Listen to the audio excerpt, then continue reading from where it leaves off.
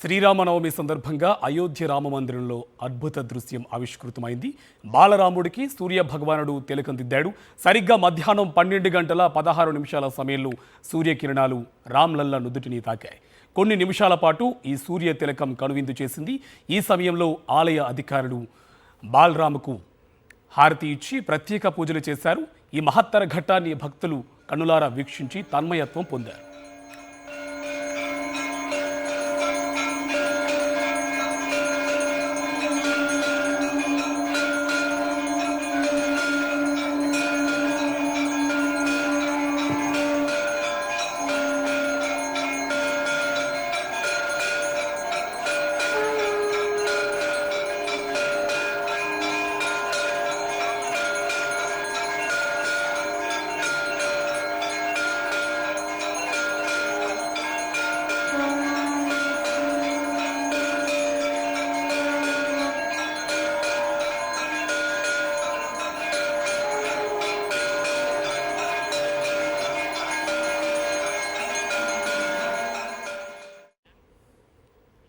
రామ్లల్లాకు ఆదిత్యుడు తిలకం దిద్దడం ఓ ఇంజనీరింగ్ అద్భుతం.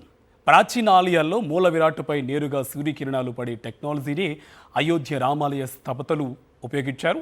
మందిరం 3వ అంతస్తు నుంచి గర్భగుడిలోకి సూర్యకిరణాలు ప్రసరించేలా ప్రత్యేక ఏర్పాట్లు చేశారు. ఇందుకోసం ఆలయ శిఖరం నుంచి గర్భాలయం వరకు 2 ప్రత్యేక అద్దాలు, కిరణాలను రిఫ్లెక్ట్ చేసే లెన్సులను ఇంజనీర్లు అమర్చారు. బాలరాముడి నుదుటిపై సూర్య భగవానుడు తిలకం దిద్దిన క్షణాన పారవస్యంలో మునిగిపోయారు భక్తజనులు. జై శ్రీరామ్ నామస్మరణతో ఆలయ పరిసరాలు మారుమ్రోగాయి.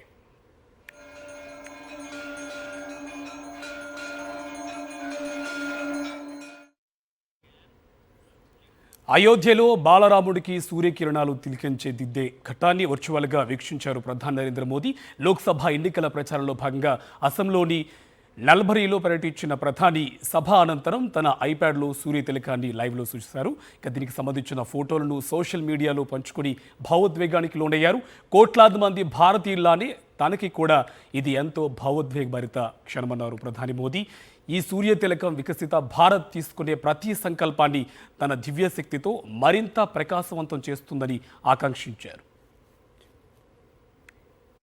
జై శ్రీరామ్, जय जय श्री राम, जय जय श्री राम, जय जय श्री राम, जय जय श्री राम। प्रभु राम के जन्मोत्सव को हम सब ने यहां से उसमें शरीक होकर के आज जब सूर्य देवता स्वयं प्रभु राम जी के जन्मदिन को मनाने के लिए अयोध्या की धरती पर किरण के रूप में उतर रहे हैं, पूरे देश में एक नया माहौल है।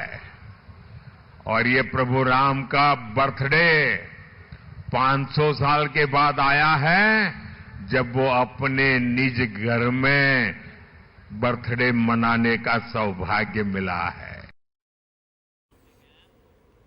దేశవ్యాప్తంగా శ్రీరామనవమి వేడుకలు వైభవంగా కొనసాగుతున్నాయి. రామాలయాలన్నీ భక్తులతో కిటకిటలాడుతున్నాయి. శ్రీరామ జన్మభూమి అయోధ్యకు భక్తులు పోటెత్తారు. ప్రాణ ప్రతిష్ఠ తర్వాత తొలి రామనవమి కావడంతో రామ్లల్లా దర్శనానికి పెద్ద సంఖ్యలో తరలివచ్చారు.